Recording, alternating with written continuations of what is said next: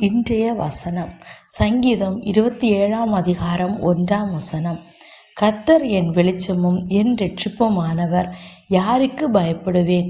கர்த்தர் என் ஜீவனின் பலனானவர், யாருக்கு அஞ்சுவேன்? நாம் இருளை பார்த்தோ எதிர்காலத்தை நினைத்து நடுங்கும் போதெல்லாம் எனக்கு பாதுகாப்பு யாரும் இல்லை என்ற கேள்வி எழும்புகிறதா? ஒருவேளை நம் வாழ்க்கை கடலில் மூழ்கி நோயினால் பயந்து தனிமையில் பயந்து இருக்கலாம். இன்று நாம் வாழ்க்கையில் பயங்களை நீக்கும் கவசத்தை பற்றி பார்ப்போம்.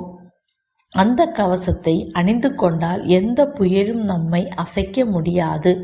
அந்த கவசம் நம்முடைய தேவன் மட்டுமே. இருள் இருக்கும்போதுதான் பயம் வரும். கடன், நோய், எதிர்கால தோல்வி ஆகியவை இருள் போன்றவை. தேவன் நம் வாழ்க்கையில் வெளிச்சமாக இருந்தால் அந்த இருள் உங்களை மறைக்கவோ வழிநடத்தவோ முடியாது. நாம் எங்கு சென்றாலும் தேவனுக்கு தெரியும். நம் வாழ்க்கையில் இரட்சிப்பு இருந்தால் காப்பாற்றப்பட்ட நிலையில் இருப்போம்.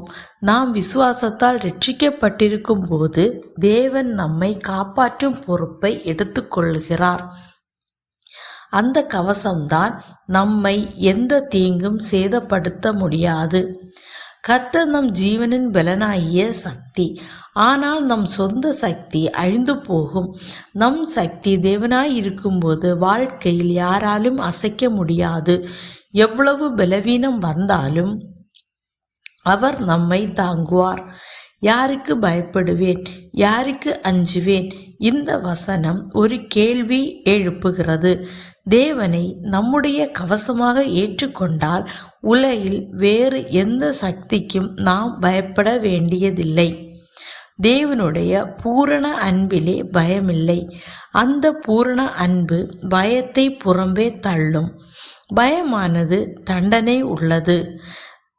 படுகிறவன் அன்பிலே பூரணமாக்கப்படுவான் அல்ல. பயம் என்பது நம்முடைய வாழ்க்கையில் ஏற்படும் குற்ற உணர்ச்சியிலிருந்தும் நிராகரிப்பு பற்றிய எண்ணத்திலிருந்தும் வருகிறது. நாம் தவறு செய்துவிட்டால் தேவன் நம்மை கண்டிக்கிறார் என்று நினைக்கலாம். இயேசு சிலுவையில் நமக்காக மரித்ததன் மூலம் தேவன் நம்மை பூரணமாக ஏற்றுக்கொண்டார். அவரது அன்பு நிபந்தனையற்றது, முடிவற்றது. நம்முடைய வாழ்க்கையின் பயத்தை புறம்பே தள்ளும்போது தேவனுடைய அன்பை புரிந்து கொள்ளும் தண்டனை பற்றிய பயம் நீங்கிவிடுகிறது. ஒரு குழந்தை தன் பெற்றோர் மீது கொண்ட பூரண நம்பிக்கையோடு பயமின்றி இருப்பது போல நாம் தேவனின் நம்பிக்கையோடு இருந்தால் அவர் நம் பயங்களை எல்லாம் தூக்கி எறிந்து விடுவார். நம்முடைய கவசமாகிய தேவன் நம்மை பூரணமாக நேசிக்கிறார். இந்த அன்பை நாம் ஏற்றுக்கொண்டால் நம்முடைய வாழ்க்கையில் எந்த காரியத்திற்காக பயப்படுகிற பயம் நம்மை விட்டு ஓடிவிடும். இப்போது நம்முடைய கண்களை மூடி மனதில் இருக்கும் பயங்களையும் கவலைகளையும் இருளையும் தேவனுடைய வெளிச்சத்தின் முன் வைப்போம். ஜெபம். அன்பின் பிதாவே, நான் பலவீனமானவன், ஆனால் நீர் என் ஜீவனின் பலன். நான் என்னை சுற்றியுள்ள பிரச்சனைகளின் இருளை பார்த்து பயப்படேன். என்னை மன்னியும். இப்போது என் வாழ்க்கையில் இந்த கவசத்தை அணிந்து கொள்கிறேன். நீர் என் வெளிச்சம், என் இரட்சிப்பு.